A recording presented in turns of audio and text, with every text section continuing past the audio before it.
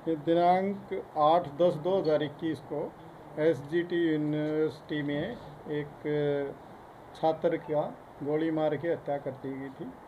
उस छात्र का नाम विनीत था, जो कि वहाँ पे एजुकेशन ले रहा था। वो आयुर्वेदिक में डिग्री कर रहा था और उसी कॉलेज के एक स्टूडेंट द्वारा ये गोली मारी गई थी, जिसका नाम पुनकित है और इसके खिलाफ़ FIR दर्ज की गई थी। उसको हमने काफ़ी तलाश करने के बाद आज हमारी क्राइम यूनिट सेक्टर 10 ने इंस्पेक्टर विजेंद्र हुड्डा के नेतृत्व में काम करते हुए उसको गिरफ़्तार किया है। इसमें उससे पूछताछ की जा रही है और आगे हम उससे पूछताछ के बाद कोर्ट में कल प्रोड्यूस करके और इसका पुलिस रिमांड हासिल करेंगे और इससे जो भी संबंधित जो हथियार हैं उनकी रिकवरी की कोशिश की जाएगी और इसके अन्य जो साथी हैं उनके रोल के बारे में और उनके बारे में आगे की इन्वेस्टिगेशन की जा रही है। शुरुआती पूछताछ में क्या कुछ सामने आया, सब क्या कुछ खुलासा हुआ?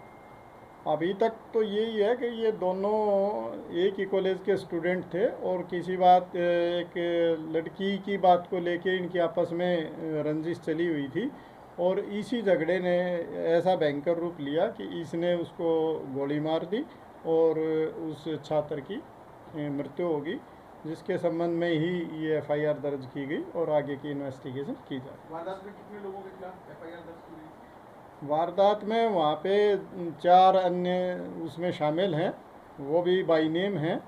उसकी इन्वेस्टिगेशन की जा रही है और इसमें उनके अलावा भी, अगर उनका या उनके अलावा जिसका भी रोल इसमें इन्वेस्टिगेशन में आएगा उसके खिलाफ एक्शन लिया जाएगा। जिस लड़की की बात कर रहे हैं, क्या उसके खिलाफ भी FIR दर्ज की गई है? उसकी क्या कुछ भूमिका निकलती है सामने? हाँ बिल्कुल, उसके खिलाफ भी FIR में बाई नेम है वो और अभी उसकी हम जांच कर रहे हैं और जिसका भी मैंने बताया कानून से ऊपर कोई भी नहीं है, जिसका भी रोल वेरीफाई होगा उसमें और उसकी हम गिरफ्तारी करेंगे। सर, वारदात कंपाउंड में किस तरह से हथियार लेकर आए? क्या कुछ प्री प्लान तरीके से, योजनाबद्ध तरीके से हत्या की वारदात को अंजाम दिया?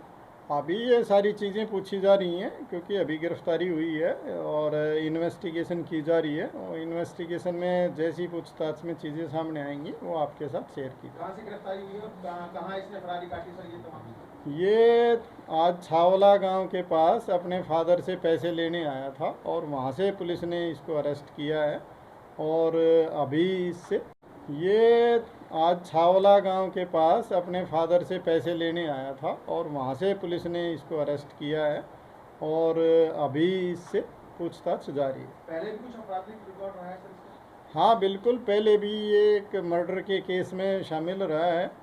ये दिल्ली का मुंडका पुलिस स्टेशन का 2016 का केस था जिसमें ये गिरफ्तार हुआ था और उसकी इन्वेस्टिगेशन दिल्ली पुलिस ने की थी। सर, कोई हथियार भी बरामद हुआ है? अभी तो मैंने आपको बताया कि इसको गिरफ्तार किया गया है और उसकी जानकारी आपको दे रहे हैं। उसके अभी पूछताछ करके और जो भी इसमें संबंधित जो भी हथियार हैं उनको रिकवर करने की कोशिश की जाएगी। ये कहीं हत्या करने के बाद बाहर दूसरे प्रदेश में तो नहीं गया? नहीं, ये हाँ, दूसरे प्रदेश तो दिल्ली भी हमारे साथ दूसरा ही प्रदेश है और ये छिपता भाग रहा था और कुछ इसके अपने लोग इसको शरण दे रहे थे। हम उन सारी चीज़ों पे जांच कर रहे हैं और उस जांच के बाद जैसी चीज़ें वेरीफाई होंगी वैसा एक्शन लिया जाएगा। सर, यूनिवर्सिटी एक विद्या का मंदिर है, तो उस पर इस तरह की वारदात आगे ना हो उसके लिए क्या अहम कदम उठाएंगे आप? देखिए, उसके लिए पहले भी हमारी तरफ से तो सुरक्षा के पूर्ण इंतज़ाम थे और आगे भी हम इस बात को सुनिश्चित करेंगे कि इस तरह का शिक्षण संस्थाओं में ना हो। लेकिन अब इस तरह की जो ये हादसा है ये दुर्भाग्यपूर्ण था और इसकी पुनरावृत्ति ना हो इसके लिए भरसक प्रयास किए जा रहे हैं। सर, लेकिन कॉलेज में इस तरह के दंगे जो हैं वो आम बात हो गई है। आए दिन हम लोग न्यूज़पेपर में हर जगह देखते हैं कि कॉलेज में दंगे कराते हैं स्टूडेंट्स, तो इसके लिए क्या हमारे पास नियम कानून? नहीं, देखिए, ये दंगा नहीं था, ये दो छात्रों के बीच की लड़ाई थी, इसको दंगा नहीं कहा जा सकता और ये एक ऐसी चीज़ थी जो पुलिस तक नहीं पहुंच पाई, उनके आपस में ही ये रंजिश थी और ये बात अगर हमारे तक पहले पहुंच जाती तो इस तरह की चीज़ को हम घटित ही नहीं होने देते। लेकिन फिर भी आइंदा हम ध्यान रखेंगे और इस तरह की चीज़ें ना हो पाएँ। ये इतना सातिर से क्या जिसमें 5-6 दिन लगे? नहीं, सातिर की बात नहीं है। देखो, कोई भी आदमी अपने बचाव के लिए भागता है, क्राइम करने के बाद वो कानून से डरता भी है, तो इसलिए भागने की कोशिश करता है, और कानून का काम है उसको गिरफ्तार करना। तो हमने उस पर, हमारे पास 2 दिन पहले इन्वेस्टिगेशन आई है क्राइम ब्रांच में, और 2 दिन के अंदर हमने उसको गिरफ्तार कर दिया।